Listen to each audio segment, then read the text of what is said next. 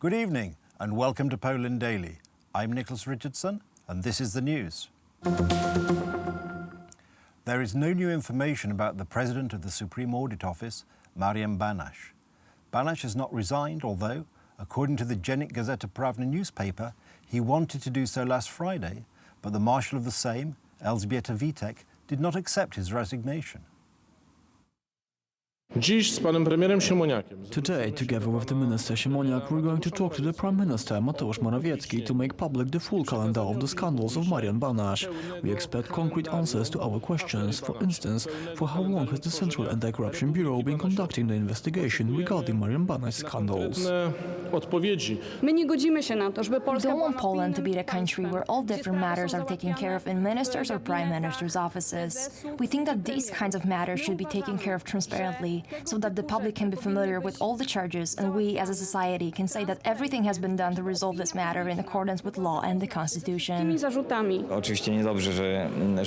is not good that a person who has an opinion like that has the position as the President of the Supreme Audit Office. On the other hand, the charges are not connected to his current position.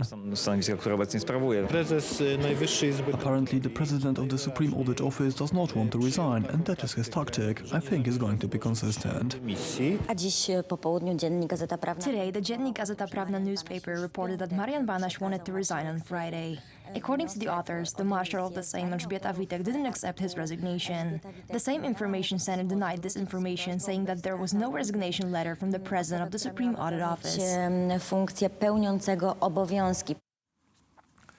According to Stanisław Żarzyn, the spokesman for the Minister coordinating special services, the report of the Central Anti-Corruption Bureau concerning the property declarations of Marian Banaś may only be made public by the prosecutor. The Central Anti-Corruption Bureau conducted a control investigation regarding the property declarations of Mr. Marian Banaś, which resulted in the Bureau filing a motion to prosecute to the state prosecutor. The matter is now in the prosecutor's hands and the Bureau's role has ended. In my opinion, the Bureau handled the case very efficiently given the type of the investigation, and it has brought concrete results. On Friday, November 29th, we filed the motion to prosecute with the control report of the property declarations attached, and we're now awaiting the decision of the state prosecutor. Today in Madrid, the United Nations Climate Change Conference, COP25, began. The previous conference was hosted by the city of Katowice in Poland. Michał Kurtyka, the president of that conference, handed over the presidency to Chile.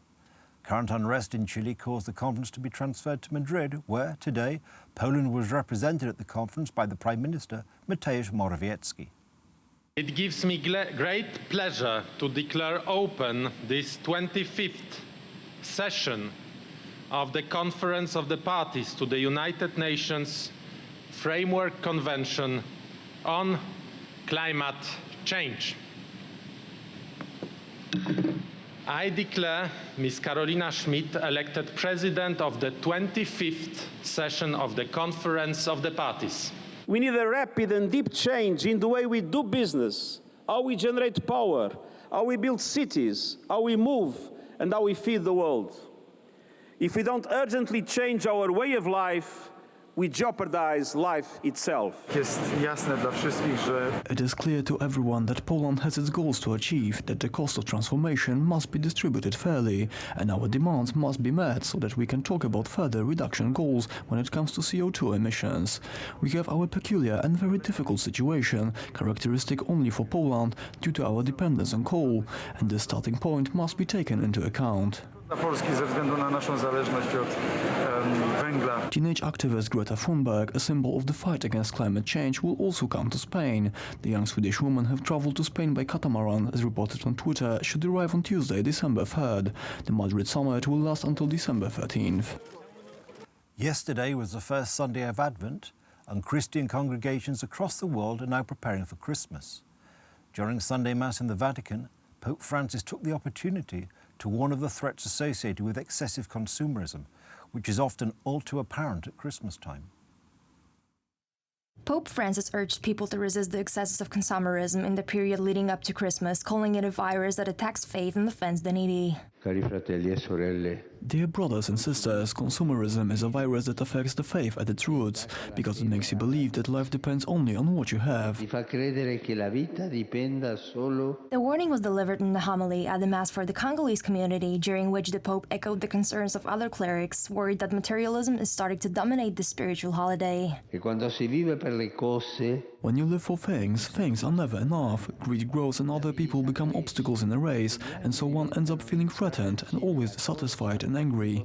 The level of hatred rises. minacciati e sempre Pope Francis spoke between the two biggest shopping days of the year in rich countries such as the United States, Black Friday and Cyber Monday. Online sales in the United States reached $7.4 billion on Friday, up nearly 20% from last year. That's the news. Thank you for watching. Stay with us for the weather, Poland Daily Business and more programmes. But from me, it's have a good night and a better tomorrow.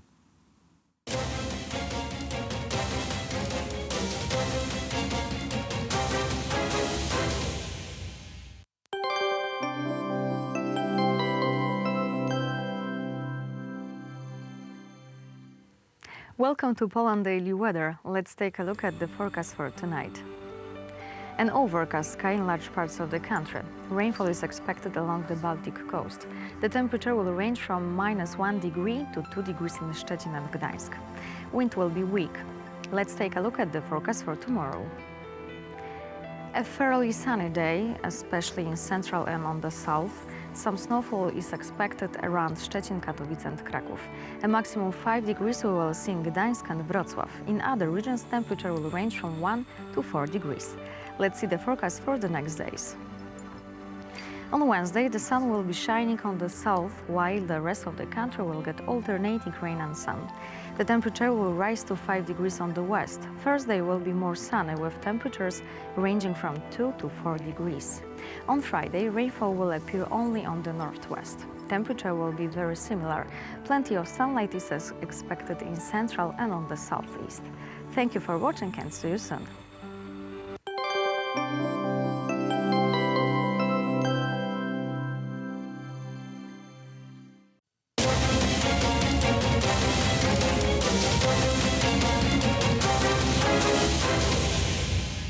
Poland Daily Business Edition, we talk about different issues, but now we have something that you will love. We have gold.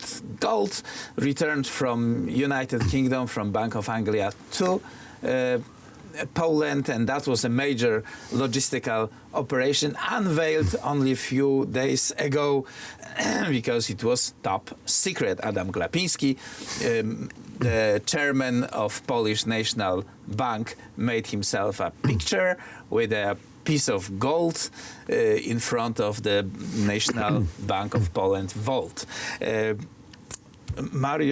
Marcin Roszkowski of Jagiellonian Institute is our guest tonight, sir. Thank you for having me. Have you ever been in the vault of National Bank of Poland? Of course, I've been working in the central bank for over a year. I've been in the vault of Polish Central Bank. Also been working for the central bank for over a year. So generally, yes, it's not a secret that there are gold bars in Polish national bars in Polish National Bank. But generally, the initiative to bring the gold back from the Bank of England and also to buy more gold on the market, I think it's a good approach. There is a slowdown threatening also Polish economy. Gold is always a turning commodity. Commodity people turn to when the slowdown or crisis is ahead. So it's a reasonable decision of the Polish Central Bank. Some people discuss it, how sensible it is in a situation when our currency, as many others, is a fiduciary. We believe in its value, while the value is distributed among businesses, among real estates, and so on. So yes, of course, but generally the value you have mentioned is also measured by the credibility of the central bank, and the central bank assets also include gold. So generally, and of course, other currencies, but generally, it makes the situation of Polish improve the situation of Polish central bank. During this upcoming slowdown, we will be more secure. How probable is that slowdown? I think we can see it. The PMI index in Germany, also the PMI index in Poland shows that slowdown is there. Something went wrong with the German economy. It's growing about 0.5% annually, so actually something is broken there. The good news for Poland is that it's not influencing Poland as much, and as you know, Germany is one of the Polish major partners, economic partners. So generally, something is rotten in the state of Germany, but fortunately in Poland not so much. For the time being, it's not influencing Poland as much. The slowdown is there. Also, politicians are mentioning it. The problem we could witness is that most of the social or demographic programs in Poland are also based on the growth of Polish GDP. But when it's growing 3.5, 4.5%, it's generally, anyways, it's a record in the European Union. So generally, we are on the safe side for the time being, of course, because the situation can change. But it consists of actually two things. Poles work very hard, and also the policies, the governmental policies are not hurting. Not all the governmental policies are hurting the economy. The governmental policy is to stimulate growth. That's the official aim that Law and Justice, the ruling party, is stating since its first term in 2005-2007. Then they come up with this growing the economic growth strategy, with this social strategy to make this growth,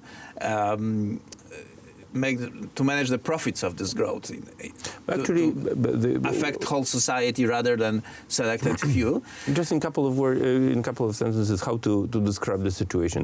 The Law and Justice Party has changed the approach to the budget and its redistribution policy, and it's the redistribution of the budgetary funds. It's quite it is being spread to the most of Polish society, not only to few. So generally, the consumption part of the GDP is at a high level.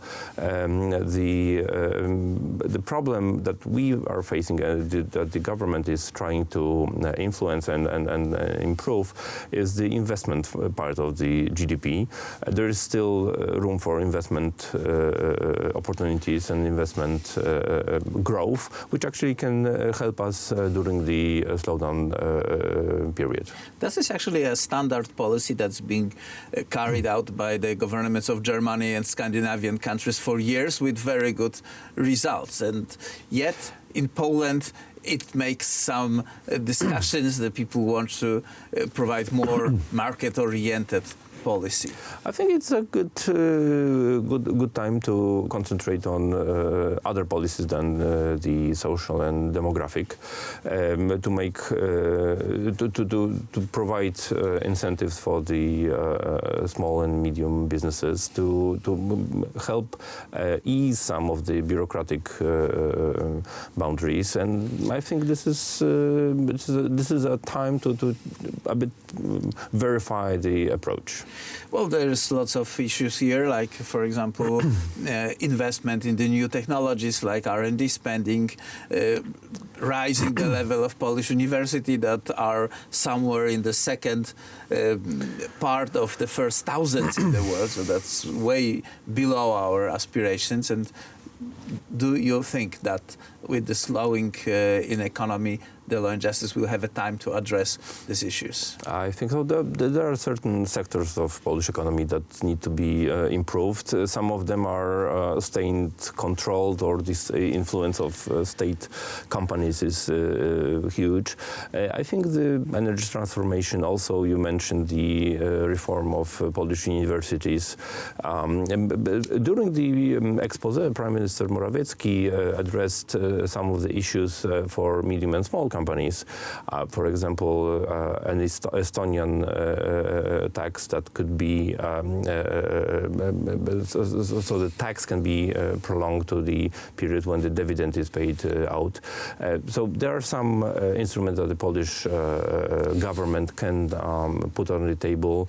Let's see what will happen during the first 100 days. Right. Unfortunately, there's one issue we need to take under consideration is the May elections of the May elections of the president. So generally, yeah, the situation is dynamic, and for the time being, we are developing pretty fast, and we are doing better than our neighbors. And that's good information. Marcin Roszkowski of Jagiellonian Institute, sir, thank you very much. Thank you. And that was it for tonight's Poland Daily Business.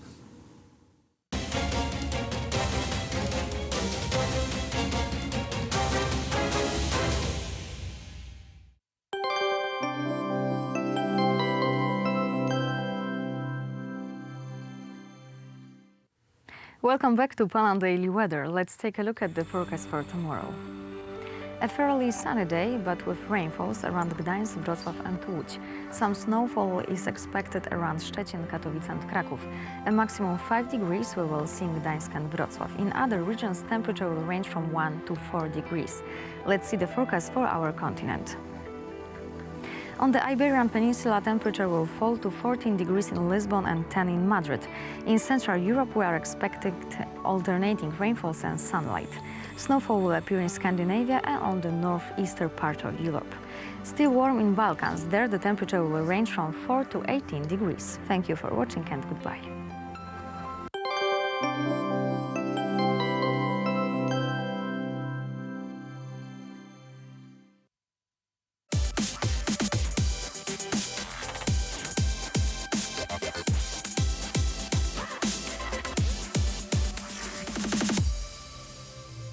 Good day, everyone. My name is Maria Kądzielska, and this is Poland Daily Culture. Our today's guest is one of the most recognizable Polish musicians, composer, guitar player, and member of numerous reggae and rock bands. Ladies and gentlemen, Dariusz Malejonek. Hello to everyone. Glad to be here. Thank you for being with us. But before we start the interview, let's of course listen to some of his music. All we need is to take control. All we need is to got to know. Everybody want a soul. Every need to belong to soul. All we need is to take control. All we need is to save our soul. And I want to stop.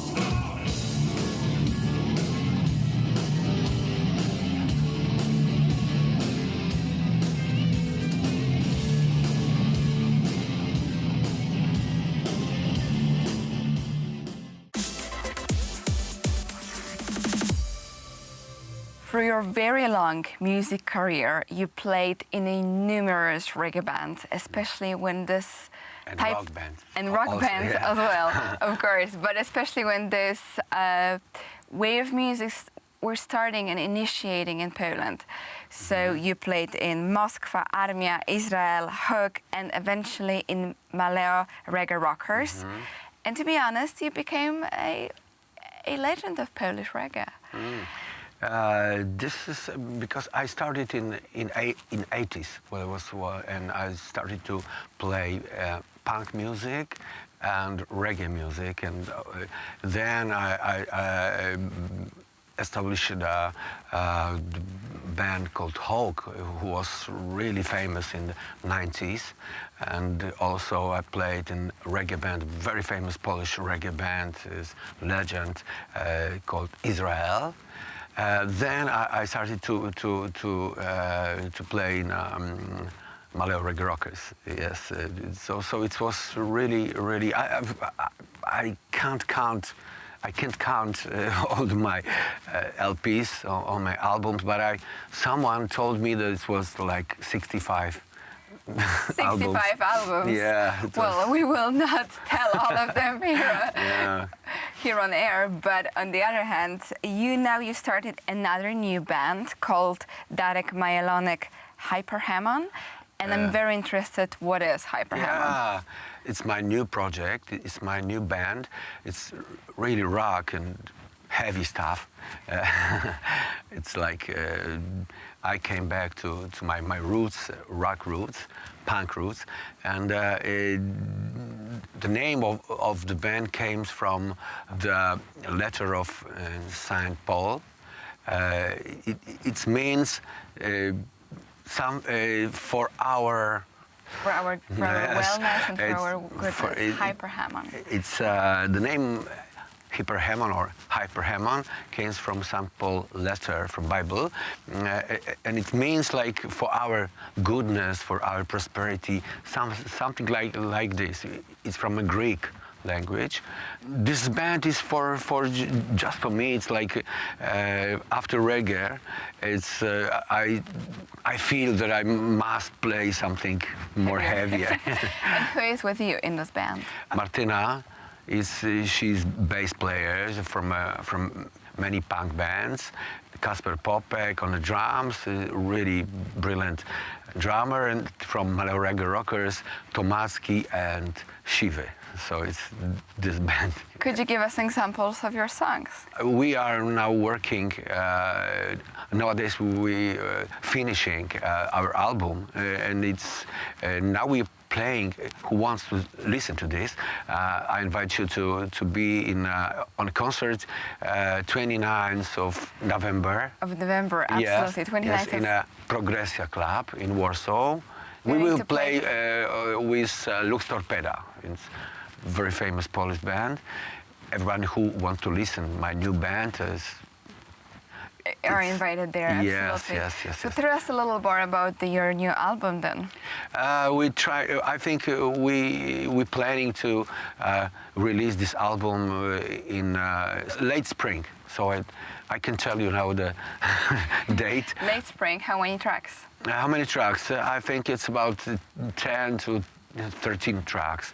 I'm not sure now, but I think it's about like this. The material of this will be more heavier. It's like rock, but with some modern keyboards, and I think it's for me it's really I'm really happy, and I'm really excited to play this music. Yeah. And what are the songs about in this case? Because usually you have the songs with such full of meaning.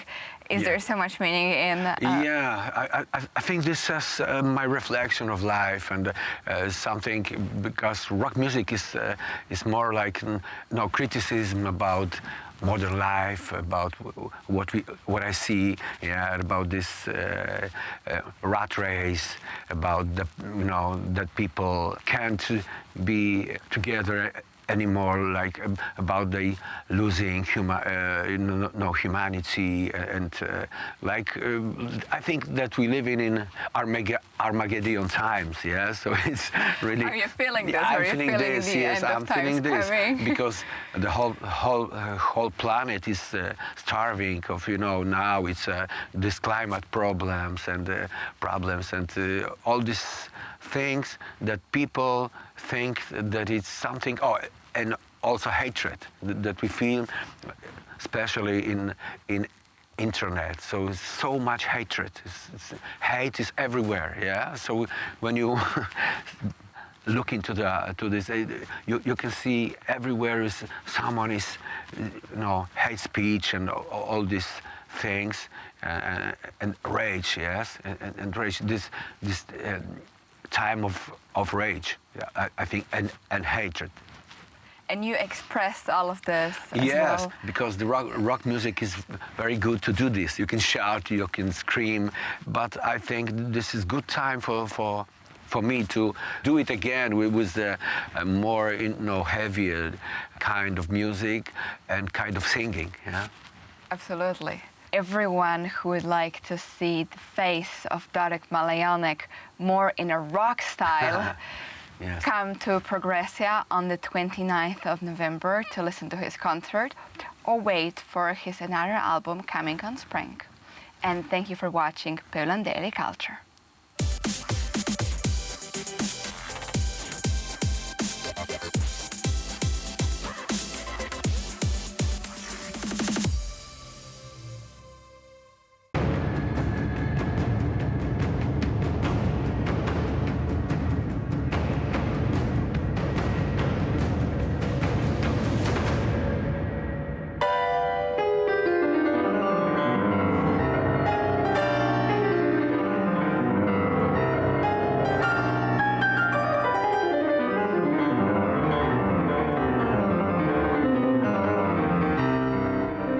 With its roots in the uprising of November 1830 and encouraged by events elsewhere in Europe, including the success of the Italian independence movement, and taking advantage of a Russia weakened by the Crimean War and the reforms introduced by Tsar Alexander II, the uprising of January 1863 was the longest lasting in post-partition Poland.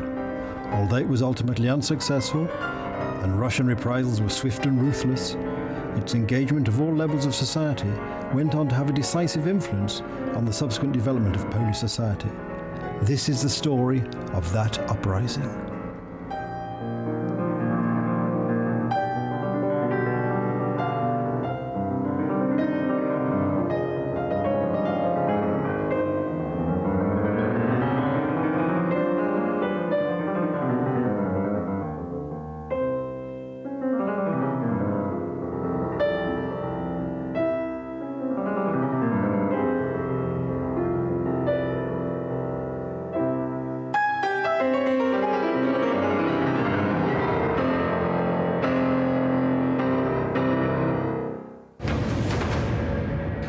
In one way or another, 200,000 people got involved in the rising, either fighting or getting into the national government or helping the uprising. I mean, women were very helpful.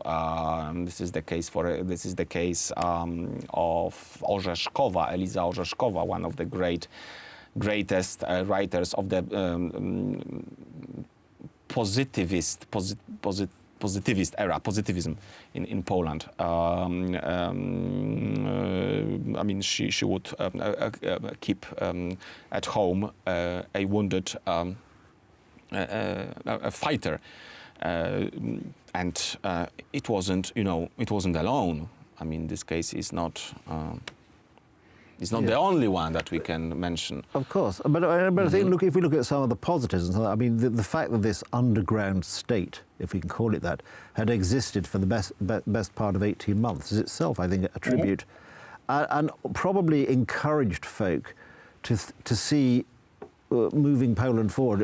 It didn't always have to be armed rebellion, but sort of organised work, organisational pulling together can probably also achieve something, probably laid good foundations. Would you say laid good foundations for the future? Yes, because when the Poles had to build up another secret Polish state during the First World War, but more importantly during the Second World War, I mean, they had this, example, this tradition to bring back. So this is surely one of the positives of the whole thing. There'd be rural organisations, urban organisations, banks, all sorts of the modern attributes of our modern society that the Poles had experience following as a result of the rebellion, and sort of was built into the national psyche, if I can use that word, to sort of how you can construct these underground, you can pull society together and actually achieve. And I also, I think very warmly about those demonstrations that took place in 1861-62. That's an example when you've got evidence,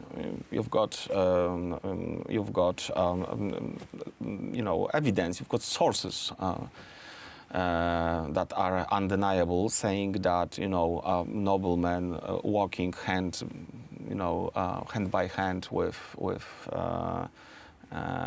bourgeois or students or even peasants. I mean, that was very nice, because I mean you don't see such. I mean, people generally think about history through pictures. Yes, I mean, of course. It's like when you talk about the Battle of Grunwald, you have in your mind the picture of Matejko. Exactly. And when you think about the Polish Times, as it was called, in fact, just before the rising, you think about these, people from different strata of the society, walking one next to another. And this is very nice, because even if it's not that true, even if it's a bit exaggerated, pumped up. I mean, it shows that there was a need for that. So that's why you've got postcards, photos, drawings of that type. So maybe for the first time in Polish history, you've got once again, I mean, and that would be, I think, a good conclusion to our discussion. You've got all the strata that would, hate one another, to death before. But has sort of been pulled together by this rebellion. National case. And of course, the memory of which was very useful, the collective memory of which, and the traditions were very useful when it came, as you say, in 1918. And when Poland arose again, or reappeared on the map of Europe, Pilsudski, you said, this child of the revolution in many ways, and sort of gave, and we've discussed it before in a similar way about the 3rd of May 1791 Constitution. People have this historical fact to grasp, and it comes in useful and time again. And even more recently, and I've met people who had been educated, for example, in the underground schools set up during the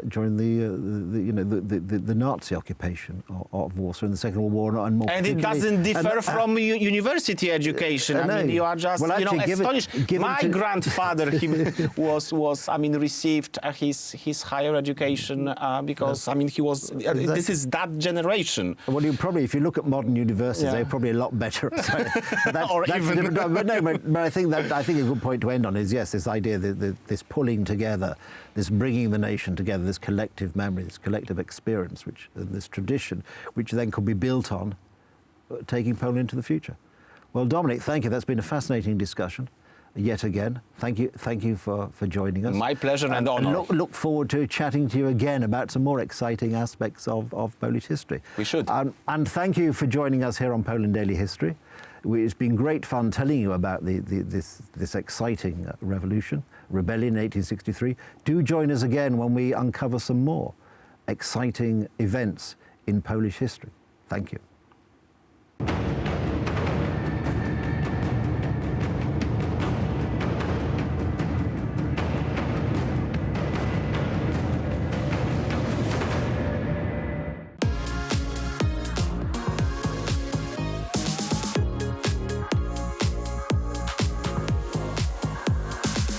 Hello and welcome to Poland Daily Travel. In the next series of episodes, we're headed south, that is south of Warsaw, to the Świętoszewska area. Here in the Holy Cross Mountains lies the town of Sandomierz. It's an extraordinary place, still exuding its medieval flavor. Its tilted marketplace is remarkable. I've never seen one like it. Talk about the Leaning Tower of Pisa. This whole marketplace is leaning. From the medieval Opatów Gate, you get a good view of the surrounding area, with the Vistula River stretching off in the distance, both north and south. There are many mysteries in Sandomierz, including hundreds of meters of underground passages. There's also a personal favorite, and that is the recreated medieval armory.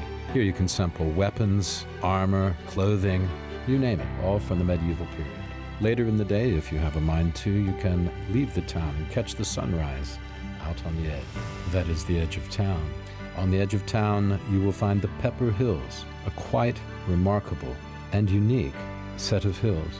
Hundreds of millions of years old, the Pepper Hills are a perfect place for hiking and just relaxing.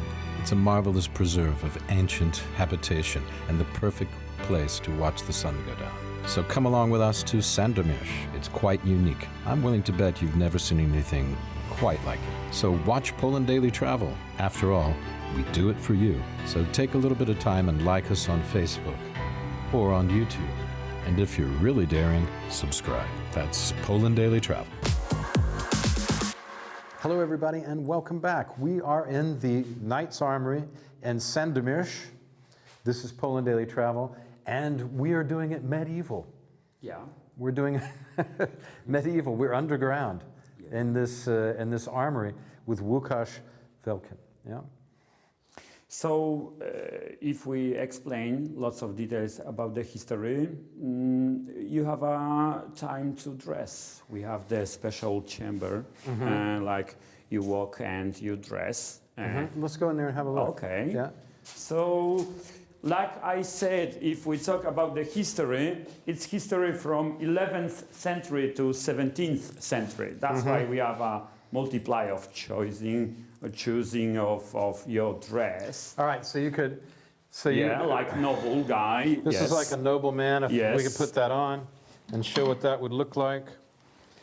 There you go. Course. Hey, that fits perfectly. Yes. It's almost as if it were made for me. What do you think about that? Wait, let me turn my hat around. Okay. So actually, noble, you are noble. Oh, I'm sorry. Is that making it? My head's too big for this noble hat. Yeah, I have a 21st century big head, but nonetheless. On the past, people were smaller. They were small. Yeah, they didn't have this. So look on the mirror. So looks lovely. Good Lord. Yeah, Game of Thrones. Yeah, that's. I think I have to go try out for the Game of Thrones. See if they'll let me on. What do you think? Yeah, maybe like. No, I'm probably too tall. Just kidding, you know. Oh, come on. We have a tall people, but not this size. Probably some people have this kind of size, but I think anyway. this looks good with a baseball cap. No, it doesn't. But still, we have a lot of about fashion from the past. We Thank you, sir. So these are costumes that people can try on. That's the point, right? And get into the mood. All right. Sometimes, you know, we have our parents, we have children. Everybody wants to dress. So a different time, because this chamber is from 10th century to 15th century. This is 10th century. Yeah. So this is Viking armor. Vikings, yes. That is Viking armor. Yeah, exactly. Sometimes. So my ancestors were wearing this. Yeah, maybe, but still. They're Viking. If they were Vikings, but But this looks like Chinese or something. Or Mongol. It's actually from east part of Europe, but from Russia or. It's Mongol to me. Almost, with a flat nose? Almost. Yeah. But Mempo, the mask of samurai in Kabuto helmet, looks similar. It looks similar, So this face made fear. So, you know. So and what's this? This is like some kind of mortar or something? Since 14th century, we have black powder in Europe because... From the Chinese? Yes. Yeah. And Marco Polo, wasn't it? But if we talk about black powder, that was, deadly force to kill knights. You know, the foot soldier not afraid cavalry anymore. They weren't because afraid. You have a support of black powder. Because you have cannons. Yeah. Yes. These are more like mortars we can see over here, right? It is from Battle of Grunwald, 15th century. So what's the date of Grunwald? 1410. Every schoolboy knows. Right? Every schoolgirl knows. The biggest, like Frenchies, Agincourt or Crécy. So this is memorable battles. Or 1066. Hastings, William the Conqueror arrived to England. So if we talk about this cannon, you have like maybe 20 kg of stone ball. After then, in 1453, Turkish army arrived to Constantinople and arrived with huge cannon. It's he's heavy like 19 tons and sent ball about 500 kg on the range 1,500 meters. Wow. So, you know, this is like when we talk about the tanks from First War and Second War. Only 20 years and you have a completely different tank. So if we talk about black powder, on the first, this cannon looks maybe not deadly, not scary, but it's still... It was scary then, It's maybe made the noise, Yeah. and this is like mental weapon. It was like magical weapon in a sense, yeah? When, yeah, probably somehow. Emotional weapon. Yeah, but still. As you said, psychological. If we talk about bowmen, you should practice this guy, training this guy few years. If we talk about someone with the arquebus or different pistol, it's like 2 weeks, 1 month. So Much easier. Yeah. A bow being much more difficult.